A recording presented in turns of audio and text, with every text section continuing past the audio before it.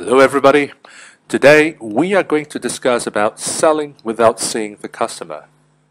The COVID-19 epidemic might just have changed how we do sales for years to come.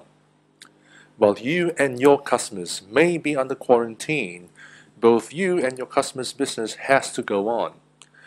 As such, many people have started to work remotely from home, and these include many of your customers. Even when the epidemic is over, many of your customers could be working remotely on a permanent basis. In general, people may have a fear of face-to-face meetings with strangers for quite some time. As such, even when business is back to normal, you may need to sell without actually seeing your customers in person. The bright side is, if you are able to sell without seeing your customer, you would be able to cover more territory, possibly more customers with lesser time, saving a lot of traveling time and costs in the process. So, what could be the challenges in doing so? When you're developing new customers or building relationships or closing deals without seeing the customer, you may encounter the following challenges. Unlike face-to-face selling, you can't say, "I'm just around the area.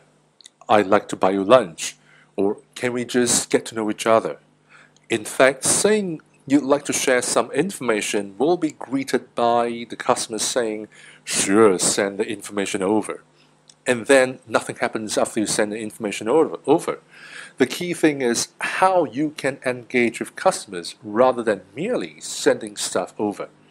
Some of the other challenges could be you might not be able to get virtual appointments, you are not able to find mutual trust without seeing each other, or you are not able to do demos since you can't see the customer, and it can be just you or the customer feeling that it's very awkward just doing business online.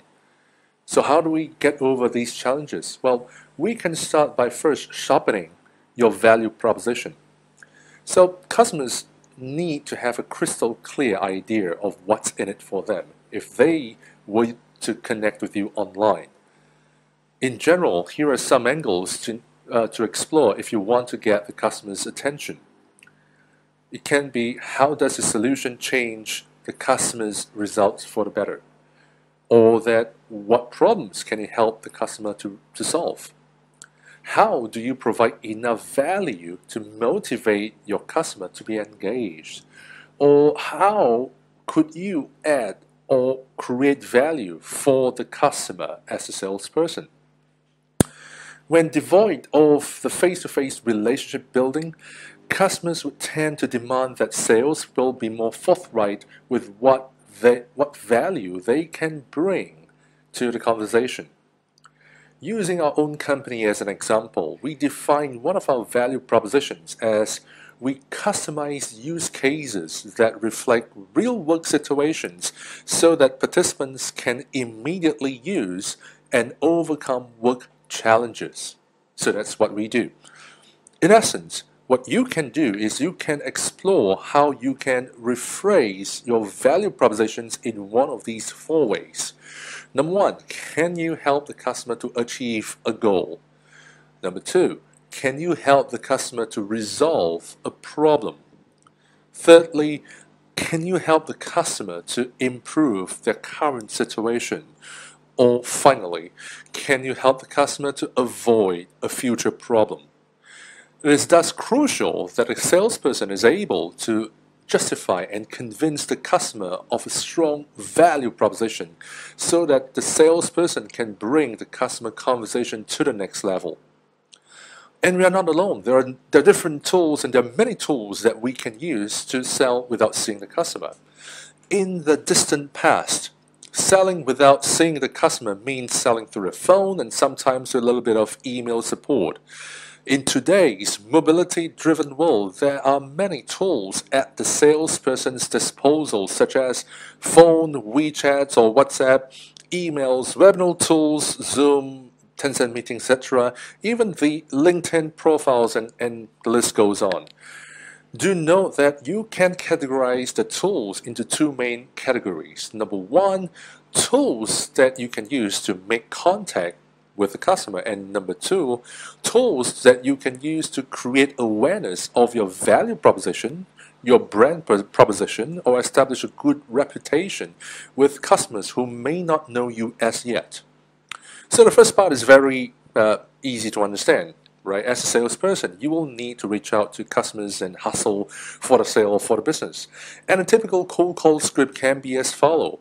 You start by saying, "Hello, Mr. XYZ," and then say, "Thank you for taking my call." Now, one thing to note is to avoid using any of those meaningless and overused pleasantries like, "Is this a good time?"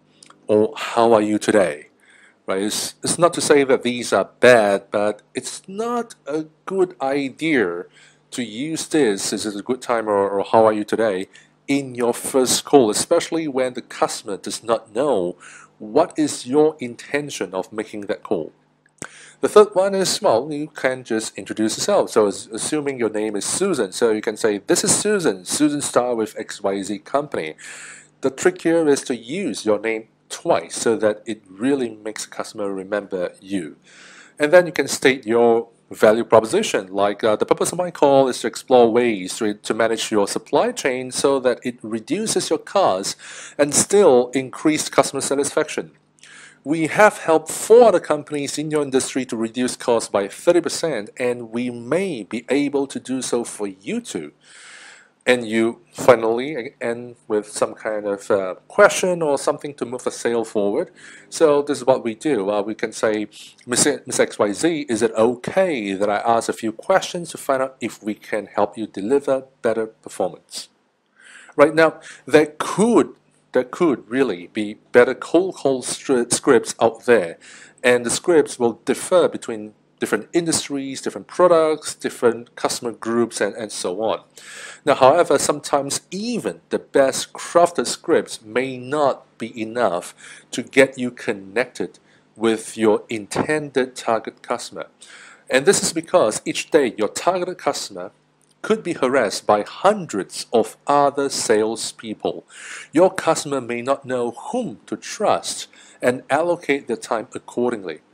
In the physical world, initial trust with customers could be built by participating in trade shows and conferences, road shows, physical showrooms, etc., and so on.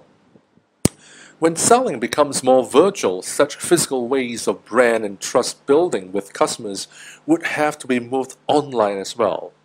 And the good news is that salespeople could now leverage on many online tools to build a presence and create awareness with customers, even prospective ones. Salespeople can share online successful customer case studies, or salespeople can share product and technical demonstrations. You can also do web conferences and even promote some special offers or other promotions that you may be doing.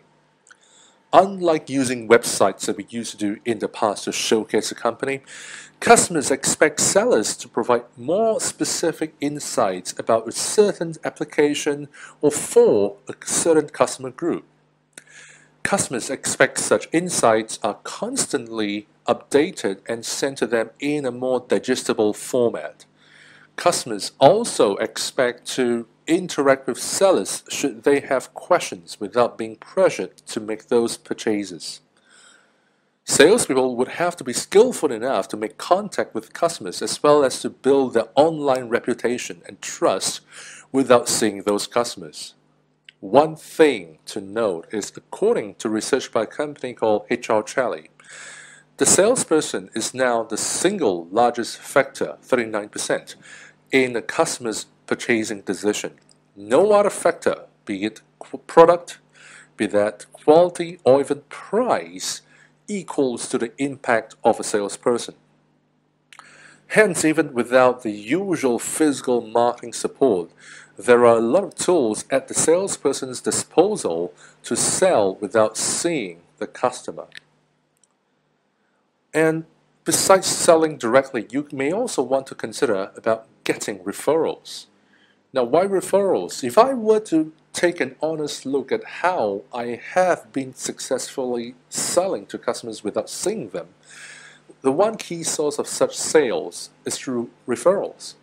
I got different kinds of referrals or from different sources, including referrals from existing or past customers, from customers who would want to buy from us but could not do so due to a variety of reasons, from our partners, from people who used to work with our partners, from ex-schoolmates to ex-colleagues, and the list goes on.